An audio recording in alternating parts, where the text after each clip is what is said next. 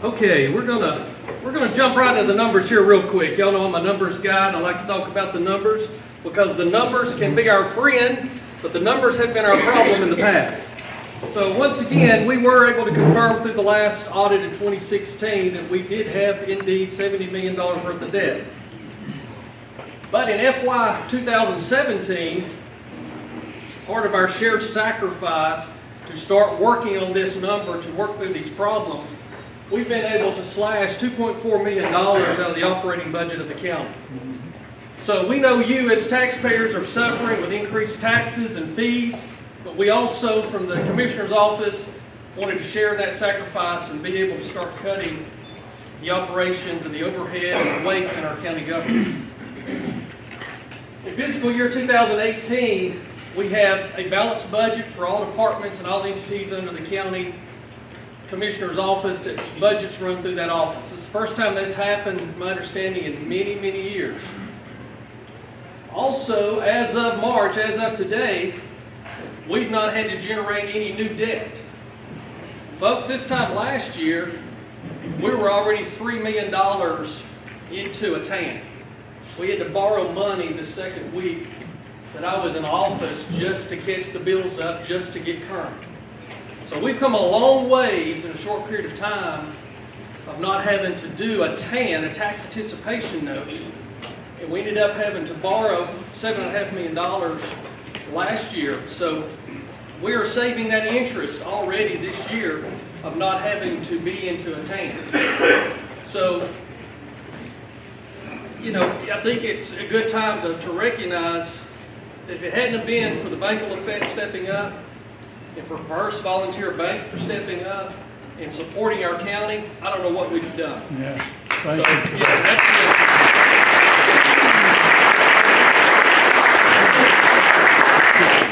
both of those banks have been true partners. They've come to the table when others told us no, and just can't say enough good about those two banks for supporting the county and getting us to this point. Okay, many of you kept up with the Erlanger situation. We got that settled this past year. We was able to save over $577,000 in interest and attorney fees by getting this settlement out of court. So this was something that we put hundreds and hundreds of man hours in, working these relationships, working this to get this finally settled and get this behind us, where we can start moving forward with our county. Our first payment of $650,000 was paid in January 2018. The next payment is due in April of this year. And so currently we owe $8,050,000 as of today is what's owed to Erlanger. We've got this on a 3-year payment plan, and based off of the fee that's being collected, in 3 years we will be able to retire this debt completely to Erlanger, and this will be done, settled, and over with. Yay.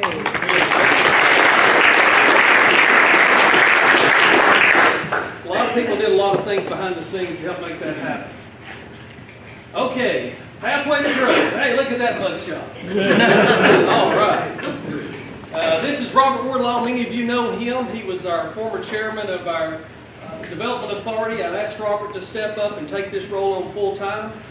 So he is now our economic and community development, formerly with Coca-Cola.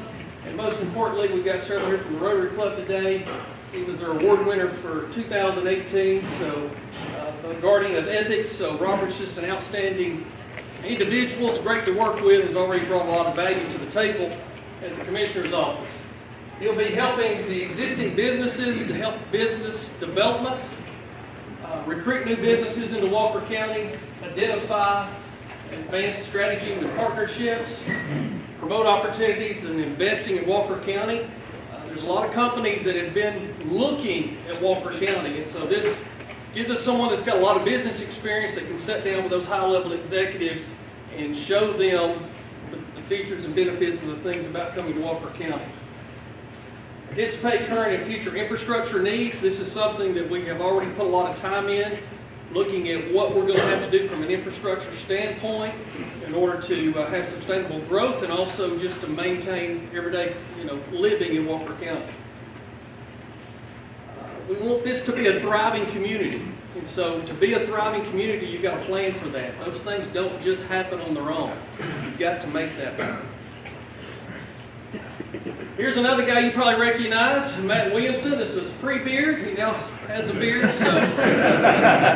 But former associate at Walmart, Lee at Rodham, and I think all those guys are back there in the back today. Appreciate y'all coming and appreciate y'all raising Matt and giving him a good fresh start and some experience.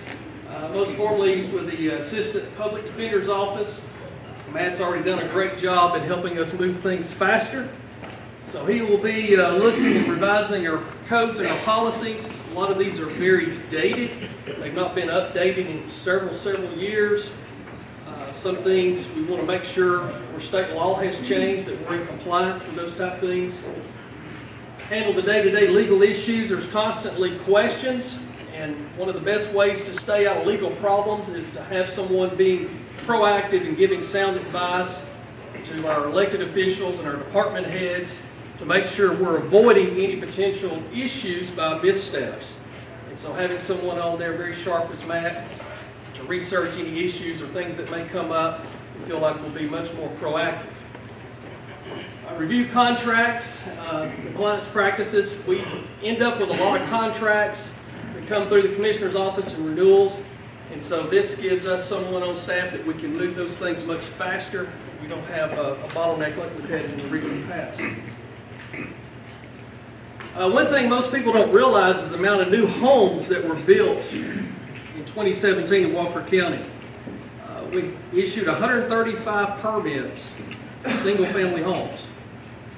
That's a 10% increase over the prior year. Average home price over $155,000. Average square footage 1,500 to 1,800 square feet. That increased investment in Walker County of over $21 million. Just in the month of March alone, already, just 1 month through yesterday, there's already been 18 new building permits for new family single homes in Walker County. So I hear people throw out the rumor, oh, well, people are moving out of Walker County. Walker County's got too much debt problems. People are moving out. Had a 10% increase last year.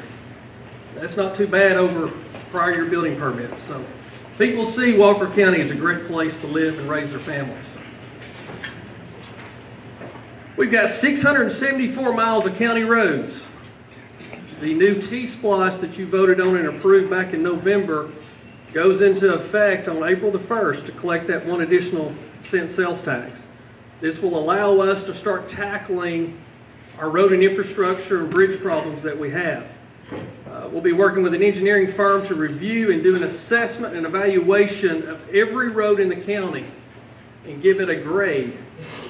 This is a system that was set up by the state that we'll be able to utilize, so we're not working or paving roads or working on our infrastructure based off popularity or which roads get the most phone calls, or we'll actually have a systematic way to grade every single road in Walker County. We hope to be able to start working on our first round of projects by fall of 2018. The T-Splosh goes into effect April 1st. The time that's remitted gets to the state, gets back to us. We're probably looking at July or August before that funding starts coming in. So we're looking at projects latter part of 2018 that we'll be able to report back to you in future meetings like this of what we've got going on. We launched a new website that's more interactive, works on all devices. The website that we had wasn't very responsive on some screens. This one is extremely responsive for every type of mobile device out there. There's hundreds and hundreds and hundreds of pages of information on here. They spent right at a year putting this information together. There's 8 years of past budget information and 21 years of audits. Before, you'd have to do an open records request to get all that type of information. Now it's on the website, it's in a PDF, you can look at it and download it, it's readily available.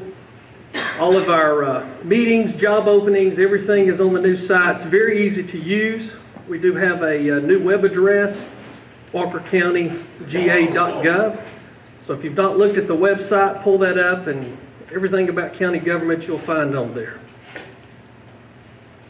A little update on our resort up on Lookout Mountain. They've changed the name of that to the Macklemore Resort.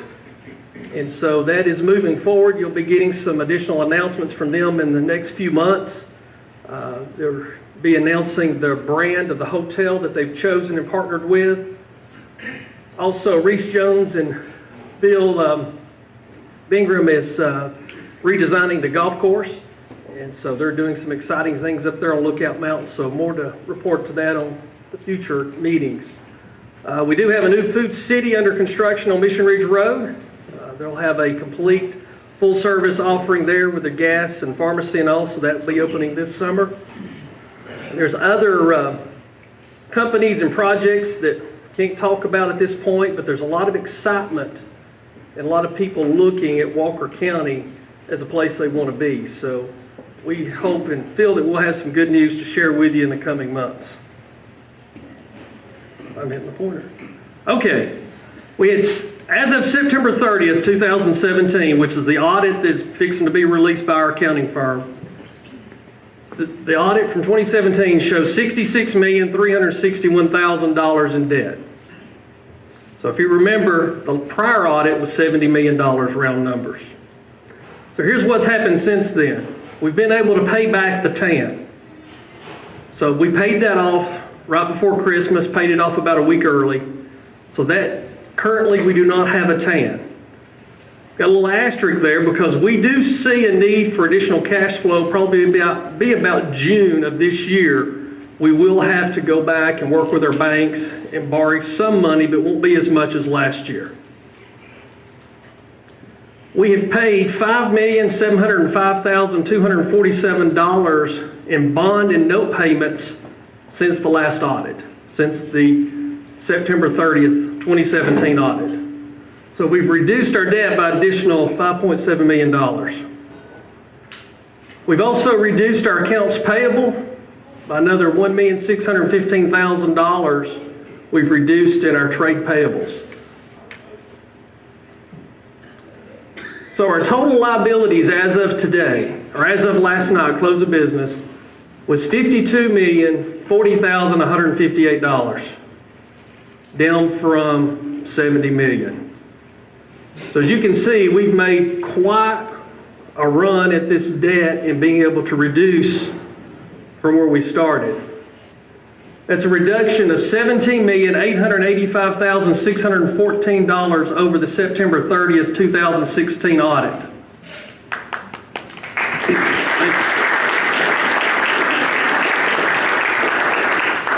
Now keep in mind again, we're still going to need a little bit of money to get us through December of this year. But any money that we borrow in a TAN this year, working with our partners at Bank of Lafayette and First Volunteer Bank, that money will have to be paid back by December 30th of the end of this year. So this is a moving target, you know, because you have payables come in and out every day. I don't know where I'm getting the feedback. But we are working real hard to manage this county like a business, to manage the funding properly, and to make sure that every dollar is accountable, and then we know where everything goes, and we can report that and show you that very accurately. So again, these are just snapshots, day and time. 66 million on September 30th. Come October 1, that number changes a little bit. But we've done a great job of not adding to this. And that's what we're trying to do, is to, one day at a time, pull us out of this financial mess that we've come up with. So that's my last slide, believe it or not. Appreciate your time and attention, and hope you find this to be good news.